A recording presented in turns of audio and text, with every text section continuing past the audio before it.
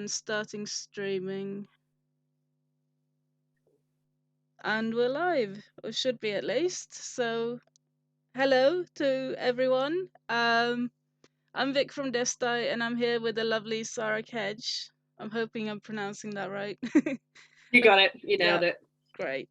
As I've already forgotten what you said, so You got part of it. being neurodiverse, isn't it? The ADHD memory. That's the one.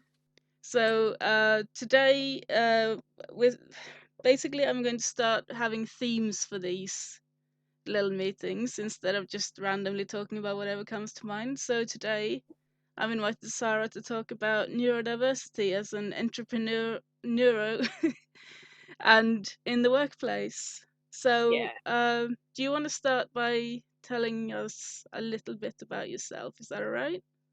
Certainly, yeah. So if I go off track or if I go whiffly down a thing, bring me back. So my name's Sara. I'm neurodiverse, so I have a couple of labels. So I am profoundly dyspraxic, and I also am ADHD. And I found out about that later in life, though I kind of knew it all the way through, as did my parents, but they didn't tell me. Yeah. So I was just saying, I live in North Norfolk in the UK, which is gorgeous and beautiful.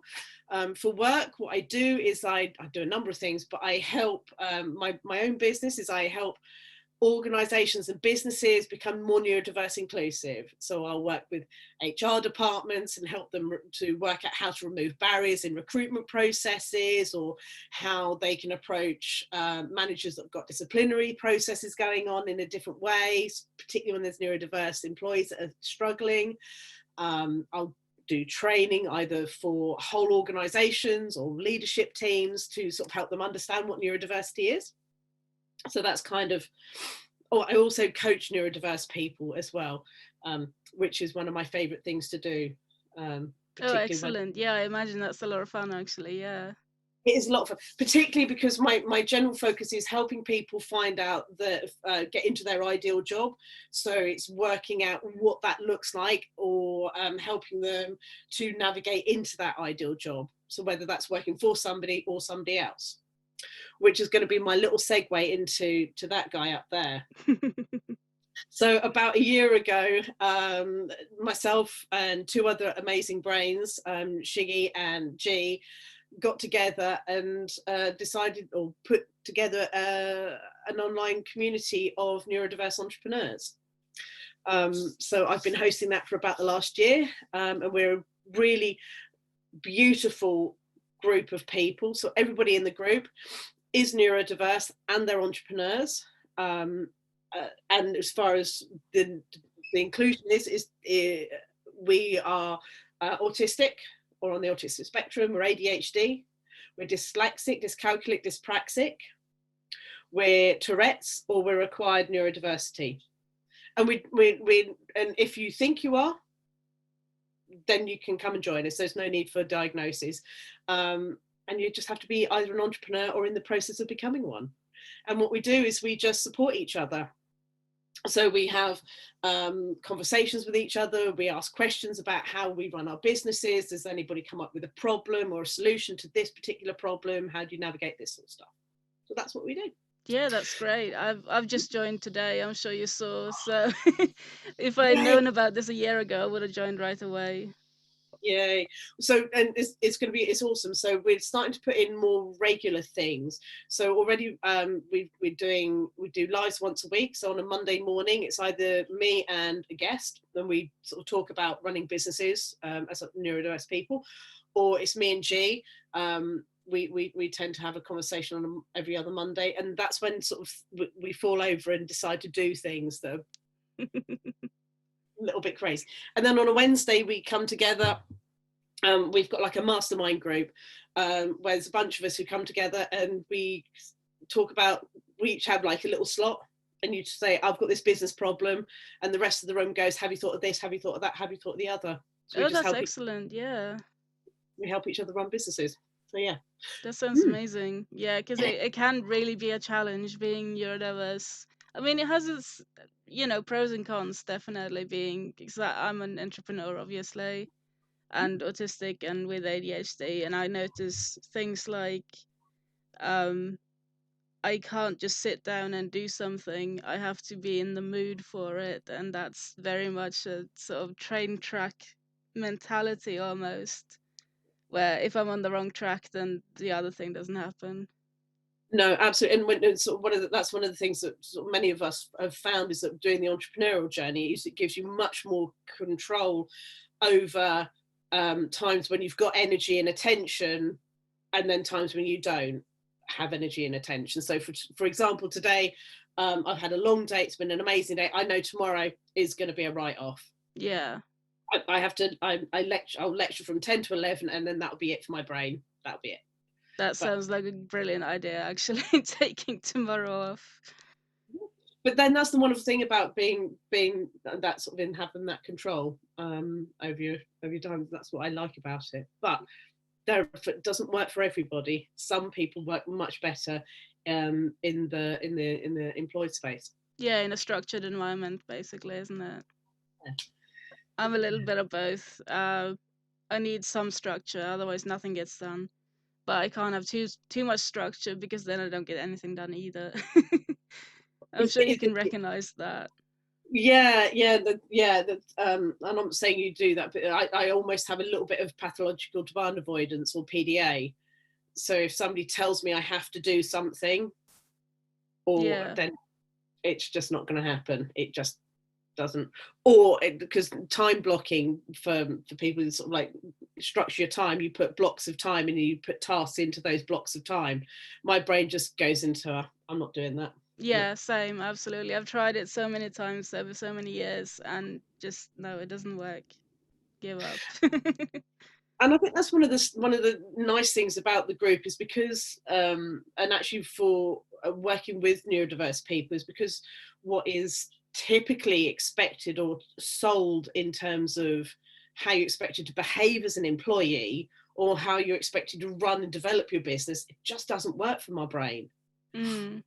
And it seems it doesn't work for many other neurodiverse people either. You Yeah. know, So do you have any tips for in the workplace as an employee, perhaps? in which sense? Like, for example, take myself as an example. I don't do well with too much structure. I need a little bit of freedom. And um, in a sort of structured environment such as employment, how do you kind of run free at the same time as you stick to the structure, I suppose? I think there's something about there is always something about having a conversation with line managers about the need to balance structure and free flow, and how to structure your time and being able to do that. So if you've got a job where you have some control over your time, there is benefit in having conversations with your line manager about what would work best for you. Now, I understand completely that not all line managers are the same. Not all line managers are going to hear that things are okay and they need to do structures or things differently. I also recognise that some people don't want to tell their employers that they have an amazingly wired brain because not everybody is comfortable about it and not everybody wants other people to know about it. So first thing I would say to have a conversation, but the next thing for myself is looking within the workspace on ways that you can almost bribe your brain with bits of free flow. So it's looking for if you need to do if you're working in a retail environment, for example, you're working on a till, you will need to be in a fixed place for an amount of time. But it's Yeah. looking at things that you can do within that to give your brain the free flow or the sort of distraction. Yeah. So I Yeah. was. That makes a lot of sense, actually. Yeah. So it's rather than thinking about the whole job is not allowing me to sort of do free flow, it's sort of looking for little pockets of it. So you're rewarding your brain with what it needs while Yeah, saying actually, balancing it out. Yeah. Yeah, I mm, like that. I like that. That is a really good tip. Yeah. yeah. But employers, it's really interesting because employers it is with the neurodiversity thing, employers are starting to get hold of the idea about neurodiversity, but we're still at the very early stages of that. Yeah, I've seen that some tech companies especially are looking particularly for neurodiverse people because of the thinking outside the box and that kind of thing. Absolutely, and it's incredible that an Ernst and Young did a research paper. I think it was last year, possibly the year before, and they were talking about dyslexia in particular, about how dyslexia is, people with dyslexia have creative brains in a way that's going to fill skills gaps in the future for their consultancy programs and for other things. So you've got some really big players who are starting to work out that rather than having a neurodiverse brain is a barrier to being brilliant, they're starting to really pick out that actually dyslexic people might, the writing, the reading thing might be a struggle, but what they really can do is they can think creatively, they can Mm. see solutions to problems that neurodiverse brains can't do, and they're starting to recognize that as a real value added thing. So yeah, so people are starting to sort of see our brains as being incredible, which they are. Oh, They just absolutely. they just need loving in a very specific way. Yeah, basically, we need a little bit of a different environment sometimes, but when we get that, we come up with all kinds of things that uh, neurotypical people don't necessarily think of. No, and I think there's something as well in the workspace thing as well, because it's there are some environmental things that in the workspace that you can do um, that can help you focus better and perform better. But actually, and if you sort of adopting them helps you, then work, then do it. But also, some of these little tweaks don't just help us; they help those neurotypicals as well. But Yeah, they also help those guys that are neurodiverse but don't yet know it. Yeah. absolutely. There's so much in the whole, I mean, to say the classroom, for example, so much to gain by treating everyone as if they're neurodiverse because it brings out the creativity and everything. I Um, don't have it in front of me, but someone wrote a list of ways to talk to the class as if everyone was neurodiverse that works for neurotypical people as well. And I thought that was brilliant. I'll have to find that again. If I find it, I'll oh, send it to you, I promise. oh, please do, because yes, please do, because I didn't say one of the other things I do is I lecture down at Oxford Brookes University on their business and management program. So I'm regularly teaching, so that'd be incredible. But yeah, but that's one of the things I'm kind of quite passionate about, is recognizing that if um, if systems and environments and organizations are designed to meet the needs of neurodiverse brains, you're actually going to meet the needs of everybody else as well, and probably make them a little bit more comfortable too. Yeah, exactly. It's about, I mean, when it comes to it, it's about treating individuals as individuals and people as people, isn't it?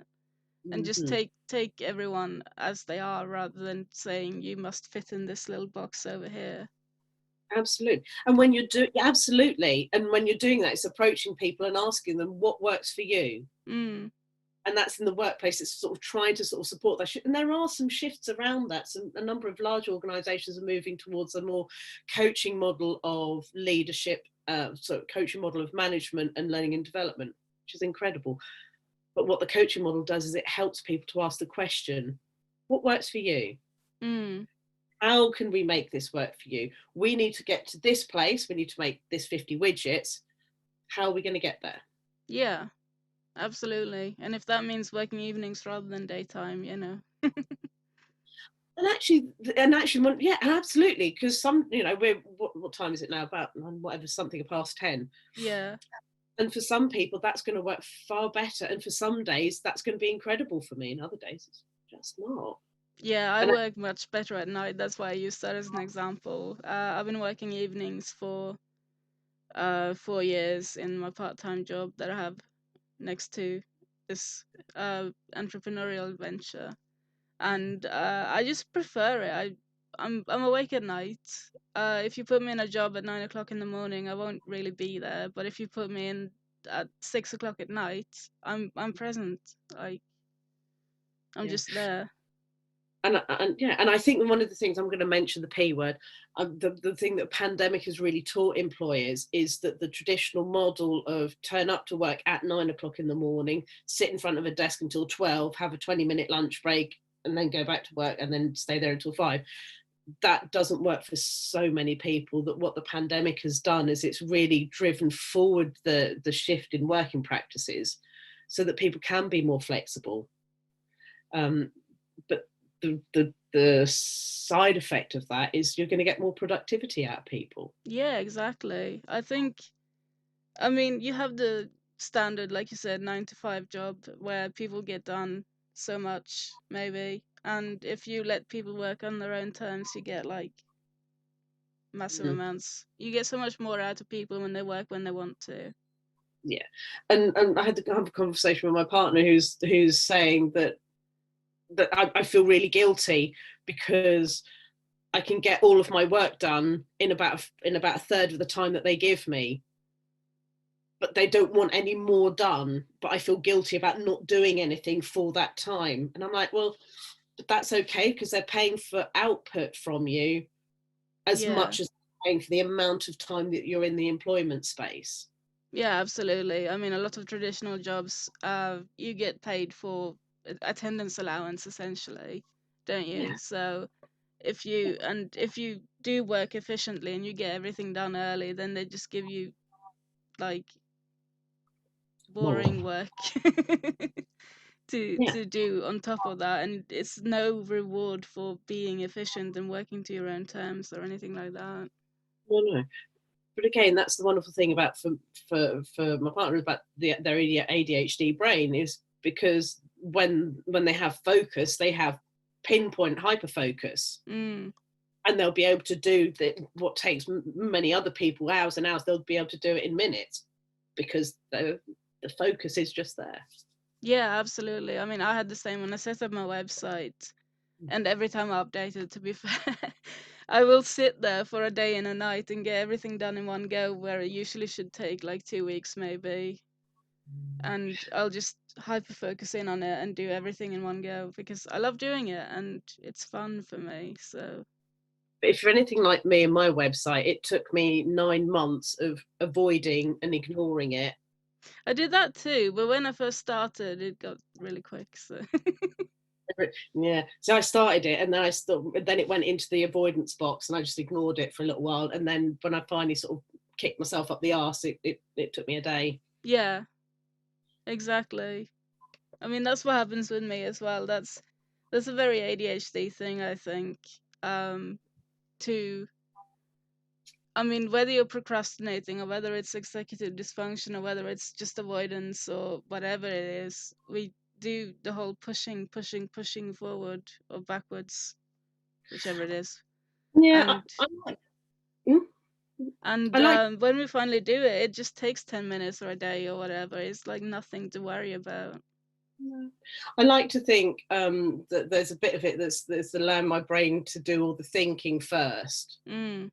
not avoidance or procrastination. My brain's doing the thinking, and then once I've done the thinking, I'll just be able to sort of bash out the doing. Yeah, I do that too. Is that a neurodiverse thing? I didn't know that. All right, yeah, fair. Because I always I got crap from certain people in my life when I was younger because I didn't just dive straight in and do stuff. I would always think about the problem first. But I mean, certainly for myself, and again, it's one of those things about neurodiverse people. We can talk about labels and what diagnoses. I'm not one for a medical. I hate the idea of medicalizing my brain because I'm not dysfunctional. I am not disordered. I am not disease ridden. My brain is wired in a way that's slightly different to other people's. It's absolutely. not something that needs curing or diagnosing or medicalizing. Blah, blah, blah, blah. Though I do recognise that some behaviours for some people are improved and make life more manageable with medication. So I'm not saying that medication is not necessary, Yeah, but it's generally, individual, isn't it? Just like everything else about neurodiversity. Everyone. Have you heard that saying that if you met one autistic person, you've met one autistic person? Because everyone's so different, like regardless of it never presents the same in two people. Oh God, no, gosh, no. And then because then you have to think about this, because many people have so within the labels there are crossover behaviors, and many people have crossover behaviors between labels. So some people have either I don't like the language of dual diagnosis, but some people have, like me, dyspraxic and ADHD Mm. tendencies. I don't have the full list of both behaviors, and my ADHD presentation will be different to yours and somebody else's. Yeah, exactly. But also my coping mechanisms and how I structure my world will be different to somebody who does have similar symptoms. So we're all quite special and unique in our Yeah, same. absolutely. Mm, I mean, yeah. I'm taking medication which is like a third line treatment for ADHD because I said I was interested in it, but that's purely by chance actually because it's my antidepressants that are used for that. And yeah, like you said, it's not autism and neurodiversity in general is not a disability like as a sort of obvious thing. Like it can be, but it definitely isn't necessarily. Well, I guess it depends on how you look at it. So I don't. I think because the world in general is designed for neurotypical brains. So the Monday to Friday 9 to 5 thing, that's designed for a neurotypical brain. Yeah, absolutely. So my challenge that I have with that isn't about my function, it's about their design. Yeah, it's a social model of disability, basically, isn't it? That if the Absolutely. world just accommodated us, then we wouldn't be disabled. I'm just saying Exactly. that for anyone who's listening who hasn't heard of the social model before. Yeah. Yeah. Yeah. So if yeah, absolutely. So but it's not about making and this is one of the things that sort of for me with the some people when they interpret the social model of disability that's like actually we need to make everything as inclusive at all times. It's like actually let's flip that over from rather than it being a problem, gosh, we've got to put in an accessibility ramp because somebody in a wheelchair or somebody with mobility issues might need to do that. Is sort of actually if we can make the world designed in a way that works for the people who have specific needs, then everybody's going to be able to access the world.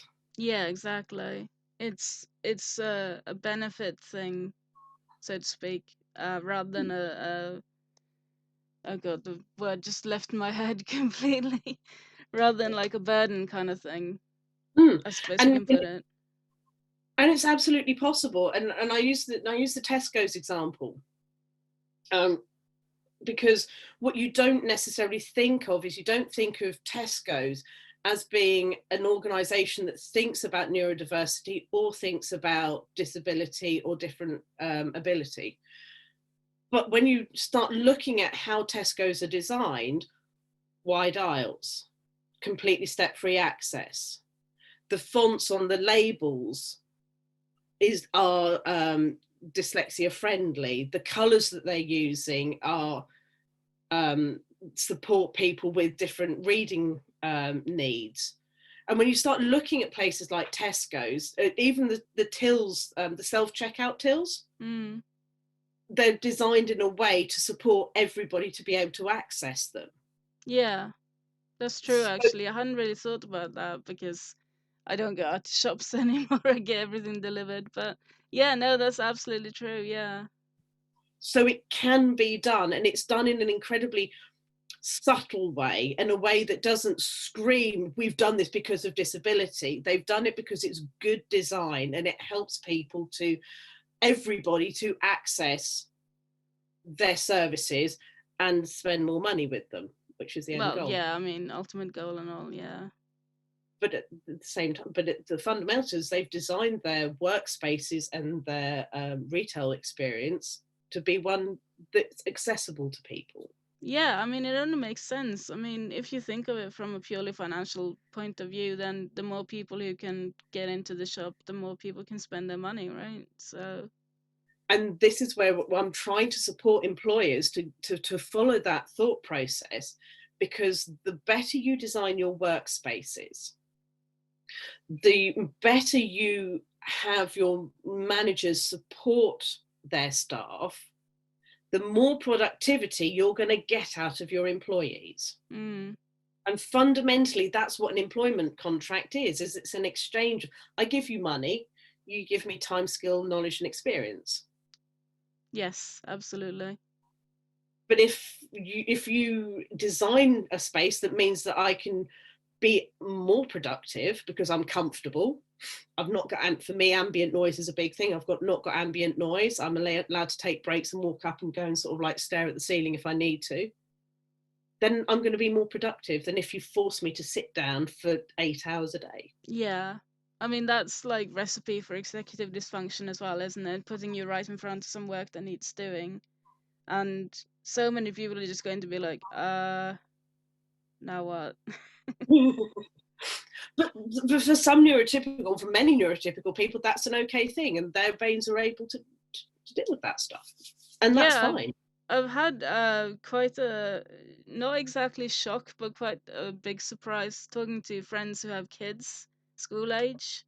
Mm-hmm. And they tell me about these kids that just sit down and do the homework and are done with it, and then they go out and play or whatever they do in the afternoon. And it's just so foreign to me because when I was a kid, I would get my books, I would sit down, and then I would stare at it, you know? Because you'd been told to sit and do your homework. Yeah. Mm. Yeah, and I think there is something around, again, when we sort of talking about where education comes in, is that we're taught that that's how we should do it. Mm. And as neurodiverse people, we are told from very early on, your brain needs to fit into this mold, rather than sitting down and saying, actually, I know I need to do this homework, but right now my brain won't focus on the homework. I need to go out and burn off some energy or get some distraction out, or I need to go and stim, or I need to go and desensitize, and then I can focus on that. So I might not do it when you feel like you need it to be done, but I Yeah. will get it. Exactly. I used to read all the material because reading was never a problem for me, but actually sitting down and writing things, whether it was essay or problems in maths or anything at all, the writing was the difficult part. I'm not dyslexic or anything. It was just a getting things done kind of problem. Yeah. So I've got that PDA. I'll sit down, and I've got a brain that works at 17,000 miles an hour, and I'll Yeah. think in several directions all at once. But my brain is either pinpoint accuracy or none at all. So I will put it off, put it off, put it off, put it off until apparently the last minute, and then all of a sudden I'll just be able to smash it out of the park. Yeah. But for my parents and my teachers, they were incredibly frustrated with me, because if you do a little bit at a time, Yeah. you'll get it done. I'm like, nah, yeah, doesn't work for me. Yeah, exactly. I've always been like that as well with deadlines. It's like if the deadline is over here and I'm over here, then I will not move closer to the deadline until I'm here, and then I'll go, which is a really weird way of putting it, but yeah, I scream a bit and then I start doing the thing. Does that work for you? Yeah, it's the only way I get things done. And again, that's one of these sort of like bringing the neurotypical world and brain along on the journey, going, I still get things done. It might stress you out that I'm not doing a little bit at a time, but I always get my thing done. Yeah.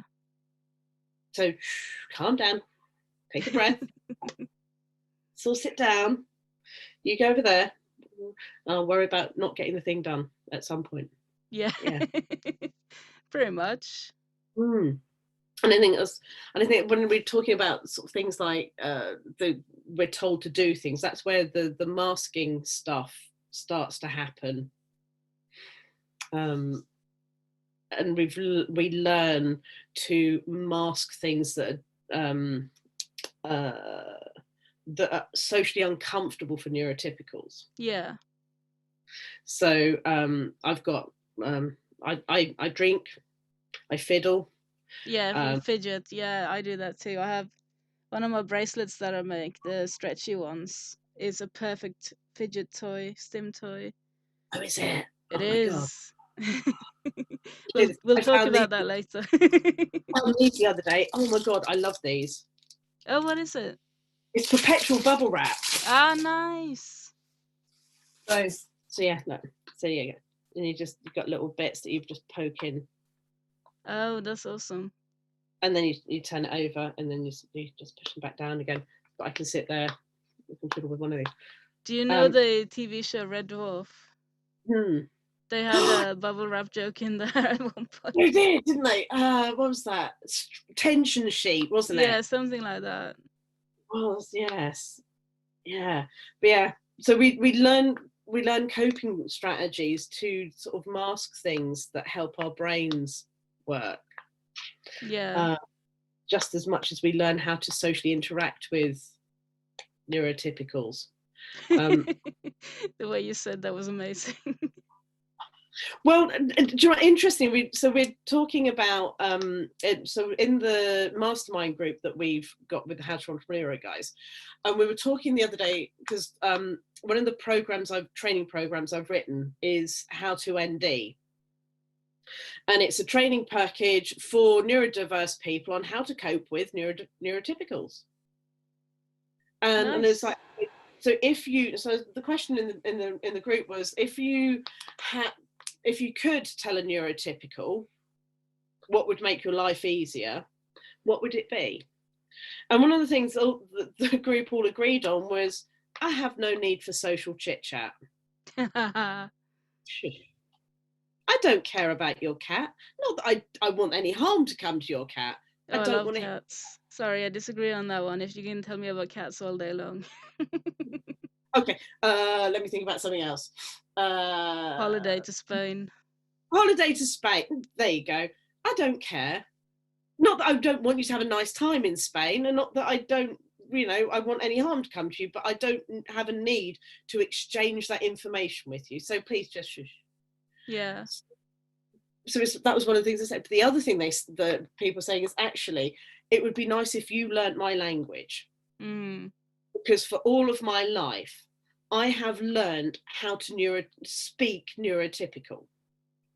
I've learned how to converse with you guys in a way that you feel comfortable, which means learning your language. It would be really nice if you guys could learn a bit of mine. Yeah, it would, wouldn't it?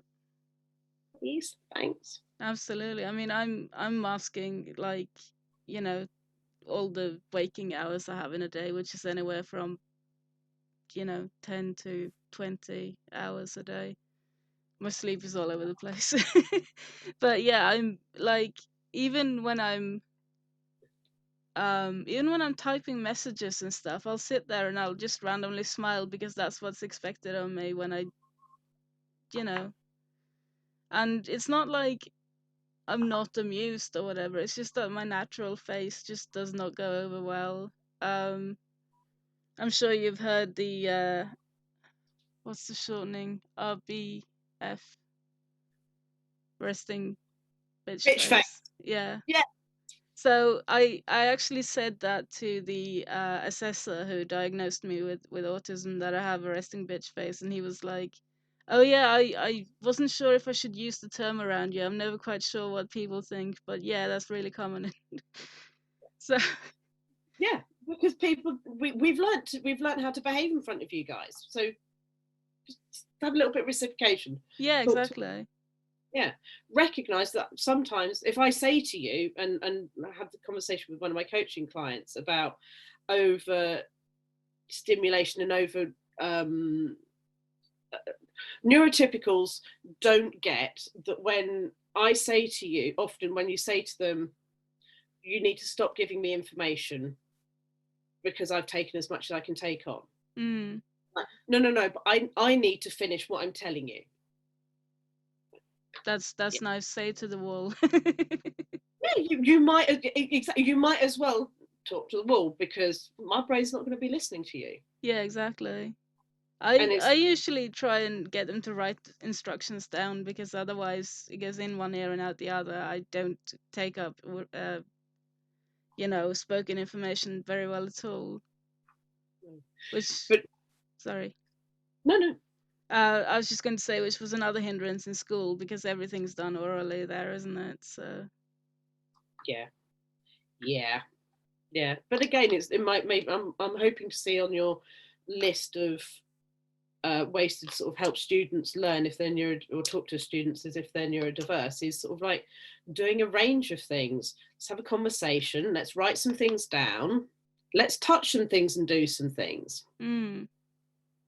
absolutely. Yeah, but masking is exhausting. Oh, it As you, is, yeah. yes, Sometimes yes. my cheek muscles are just like, no, no more, no. Is that from I need to smile? Yeah. Yeah. And like I am a natural smiler, but only when it's natural for me to smile, not like randomly in small chit chat kind of conversations, which I probably don't really care about because no one cares about those kind of like I mean I don't want to say that no one cares because people care about each other obviously, but it's just this chit chat is not it. I don't care. I don't care about what Karen did at the weekend. Unless you did something with a special interest, in which case I'm all over that shit. Yeah. You know, you tell me what Karen did at the weekend. She went shopping and she did that and sort of blether and whiffle. Don't care. But if you've got a special interest, and even if I don't share your special interest, if it's your special interest and you talk with passion and enjoyment and real depth of, I'm all over. I'm listening. I'm Yeah. hearing you. I love a bit of passion. It's infectious, isn't it? That's what's Yeah. so good about it. Yes. Absolutely. So yeah, I'm going to put that down because otherwise I'm just going to end up fiddling with that all night. That's what it's for, though. Yeah, it is. I try. Yeah. I try not to play with those things too often because they become addictive. They do. Very true. Yeah. Ooh. One of my I used to have jobs, and I hope to the Lord I never have another job in my life because it just doesn't suit me. But when I sat in meetings, I doodle. Yeah. My stim in meetings is to sit down and doodle on post-it notes. Actually, I sit and do that, and my boss used to keep on telling me, "Don't doodle. You're not paying attention." And I'm like, That's how actually, you pay attention, though, isn't it? yeah. If you don't let me doodle, my brain's going to be climbing Mount Etna, or it's going to be washing the dishes at home, or it's going to be working out why pigs are pink, and all of those other things. But if you let me draw a picture of a spaceship, I'll be able to listen to what you're talking to me about. Exactly. Couldn't get it. Hmm. Hey. Yeah, that's back to speaking our language, isn't it? Mm-hmm. Yeah, yeah. But that's one of the things I'm really enjoying is helping organizations speak their language, but also with entrepreneurs. It's helping entrepreneurs work out what their language is and how to fit that into an entrepreneurial space and set up their own businesses and be able to design a workplace that really works for them. Yeah. Mm. How did you set up your business and what made you choose what you did? Oh, it's an interesting and long story, so I won't bore you with too many details. But basically, I had a massive burnout when I was 24. I had to stop working normally. Went on disability for a few years, and then when I came back to be able to work, I wasn't able to go into a sort of employed role. So I started my own business instead, and I was still with my partner who worked full time at the time, so I could afford to just kind of mess around and try out what this business lark was all about, you know. Mm. Um, and yeah, I started with macrame, and then I discovered chainmail as well around the same time that I first started the business. So once I'd learned a bit more about chainmail, I went over to that as my sort of main um, product series range something. And yeah, I've just kind of been building it for about 7.5 years now, I think it is. And Mate. to begin with, it was very slow because I had no idea what I was doing, like zero. And the last few years, it's grown quite a lot. And now I'm kind of branching out with this cast and other sort of things to reach more people as well. So Cool. So do you make it's going to sound really sort of do you make is it reenactment stuff, is it no, it's jewelry and accessories. oh So I'll cool. show you what I'm wearing. This is all self-made here. Oh, gorgeous. Lovely. So That's I use anything from stainless steel to, synthetic rubber for the stretchies, which is why they're so tactile and fun to play with. so there's stim toys as well. Yeah, definitely. Cool. I have some key rings as well. I don't know if I have any on me. Yes, I do. So this is the big version, but I have normal version is a bit smaller. But they're dragon tails, and Ooh, they move in such like interesting ways, and they feel very tactile and what have you. So that's cute. thank you. So and you say it's growing, is that so you're expanding the range of things you're selling? Yes, because I have my pride line is kind of my pride and joy, so to speak. Haha. And I'm just expanding more things that I have in Rainbow already to be inclusive of all the different pride flags because I don't want to leave anyone behind. I'm non-binary for heaven's sake. I have my own flag behind me, and it's not something that you see very often. So Mind you, I guess it depends on where you hang out and who you hang out with, doesn't it? it does a bit, yeah. Like I sell on Etsy and on my website, which is destai.com, by the way. And yeah, so I've had a look around Etsy, and the I mean the lesser known pride flags are very rare to find in jewelry and what have you, or at least they used to be. A Mm. couple of years ago, a year ago, something like that. I don't know what they are now. I haven't checked for a year. Mm. But yeah, so something non-binary, for example, I get customers that message me and say, "Oh, thank you so much for making, ace color key rings and what have you, because they just don't exist anywhere else." Cool. Cool. So you sort of cornered the market for it then. A little bit. Got in there early. Good. Good. And you do it on your website and you do it on Etsy. Mm. Cool. Hmm. And what comes next for you? Well, right now I'm working on this cast. And Mhm.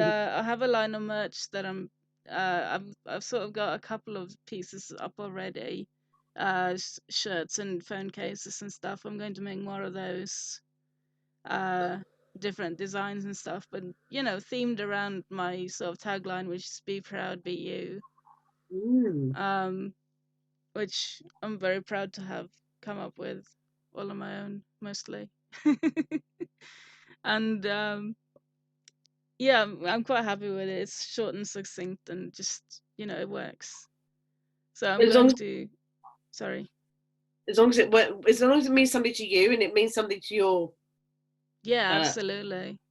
people, tribe. Yeah. Well, I Yeah. don't like using tribe, but my sort of following or whatever you want to call it, yeah. You not like the word tribe? I'll send you an article about why I'm a bit iffy about it.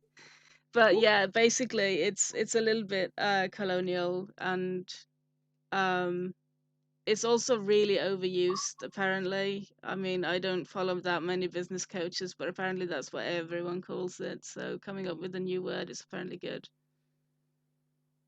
Hmm. But yeah, I digress a bit.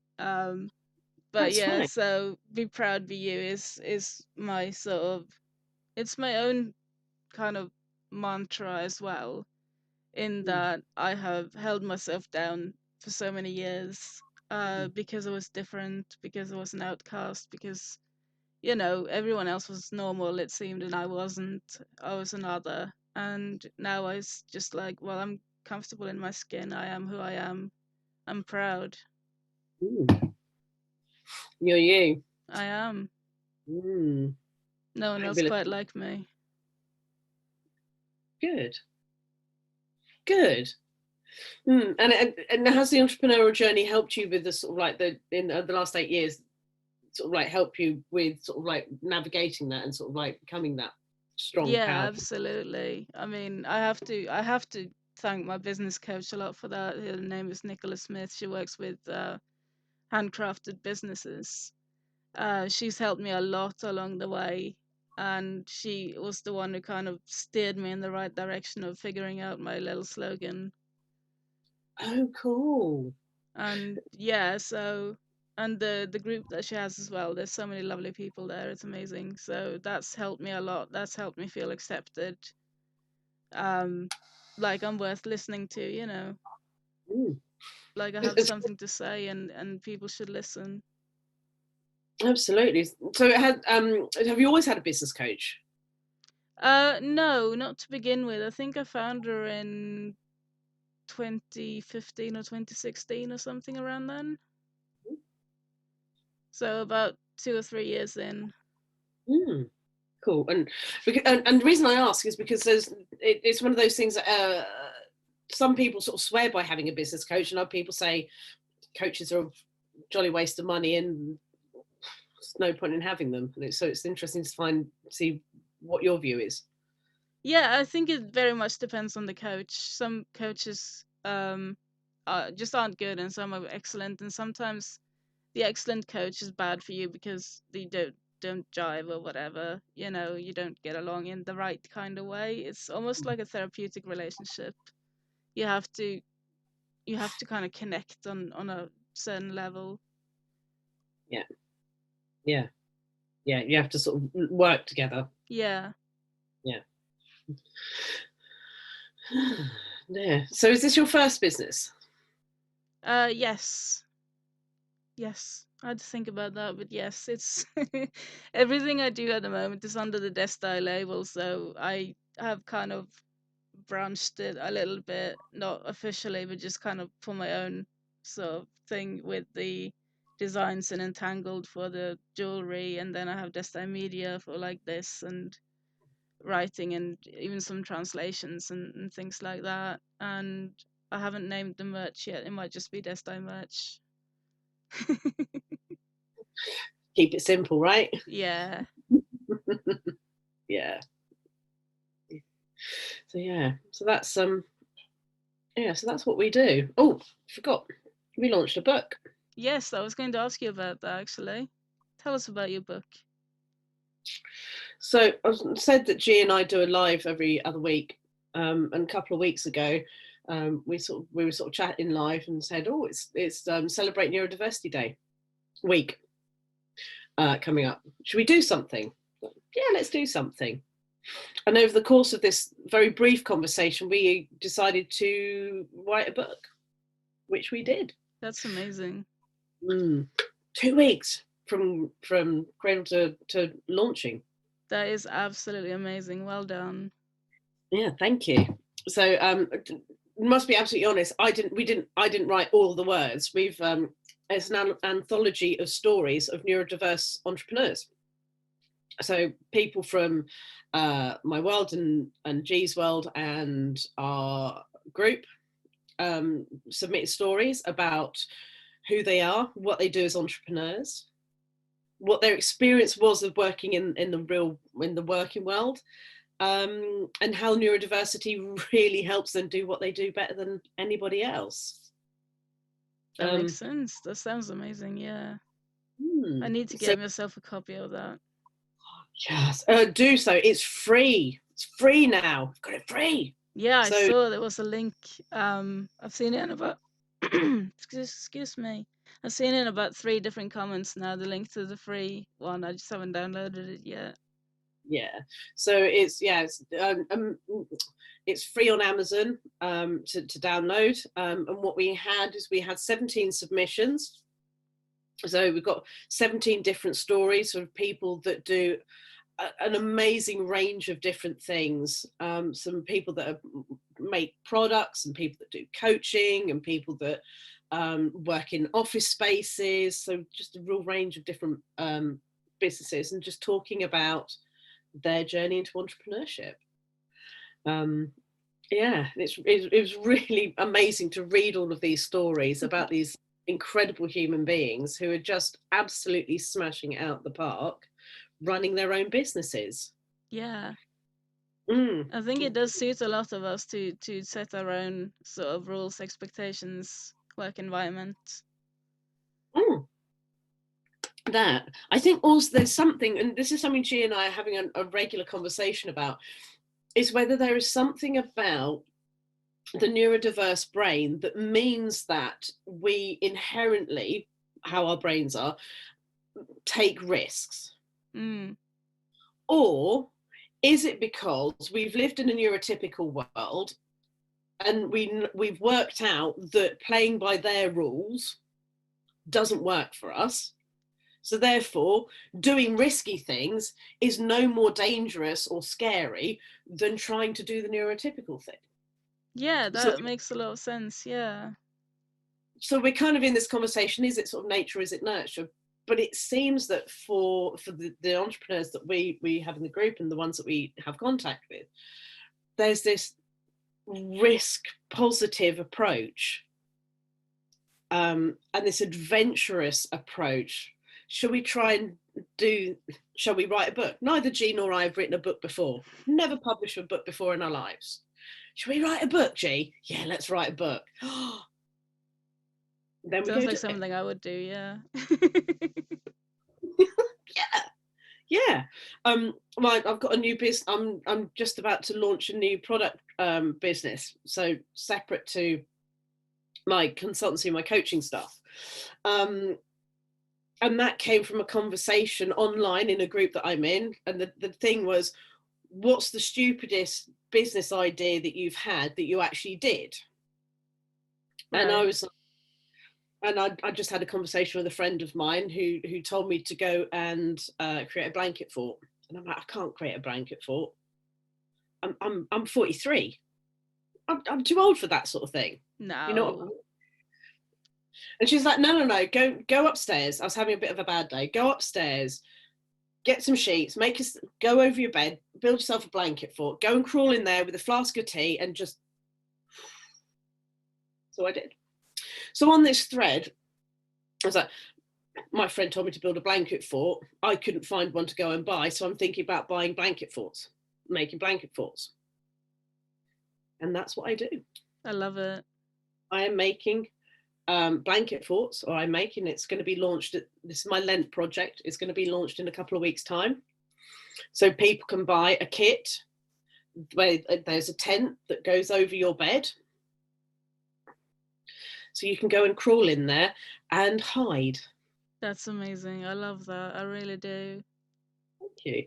And whether you want to go in and hide there and just reduce overwhelm or desensitize, because one of the amazing things about being surrounded by dark fabric is that it dulls the sound. It's dark, it's warm, so it just feels really calming and containing.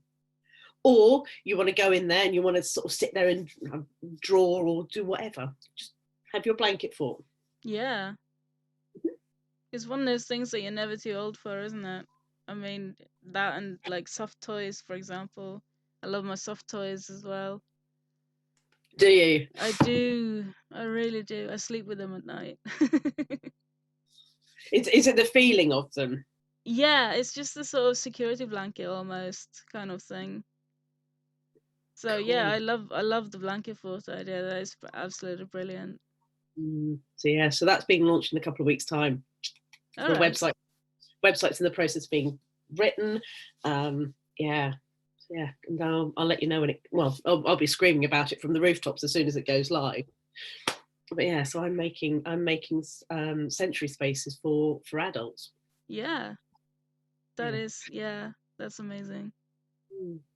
But rather, I don't have soft toys. I have cats. Those work too. I sleep with cats.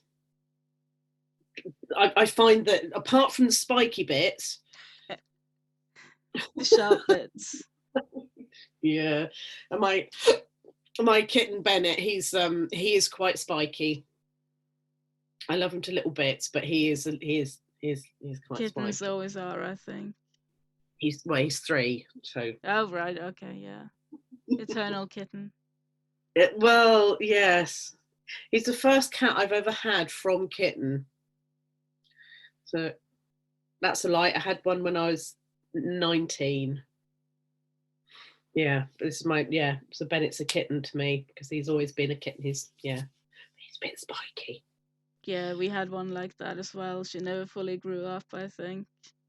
No, She she lives with was you now. she was spiky. No, we had to find a new home for her because of living situations, but she was a bit spiky, definitely knew what she wanted and used all of her cuteness and charm to get it. Yeah, I think every cat does that, doesn't it? Yeah, Looking at you're cute, purring yeah. at you. Yeah, yeah. Usually for the stomachs. Yeah. Hungry stomach with a tail, we used to call her. Oh, Rick. Just That's for about. just in jest, obviously, but There's many a true word spoken in jest. Mm. Bennett's not so much. He does like his food, but he's not. He's That's not what motivates him. A warm spot is what motivates him. nice. Mm, yes, yes, which is why he quite enjoys sleeping with me because I'm nice and warm and snuggly. Apparently. Mm, yeah, yeah. I am a cat woman. I am a cat person as well, so I can relate to all of the cat stuff.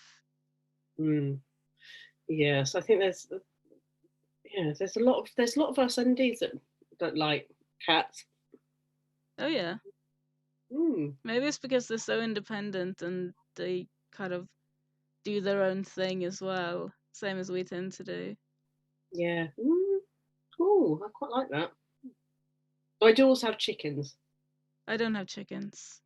Yeah. I don't have space for chickens. In the city, so yeah.